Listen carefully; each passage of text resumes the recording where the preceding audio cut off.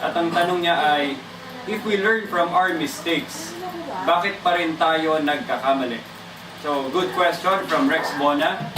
At actually, ang pagkakamali, it's going to be a lifelong experience. Ibig sabihin, hindi porket natuto ka na sa huli mong pagkakamali, hindi ka na magkakamali.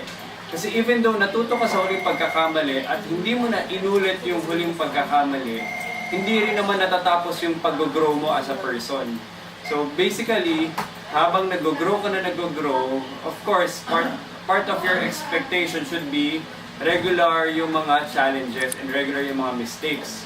So dapat, siguro bilang isang tao na naglalakad sa larangan ng papunta sa success, hindi na siguro dapat kine-question kung ba't nagkakamali. Pero ang question palagi, kung nakakabangon ka every time na nagkakamali ka at kung natututo ka palagi every time na nagkakamali ka.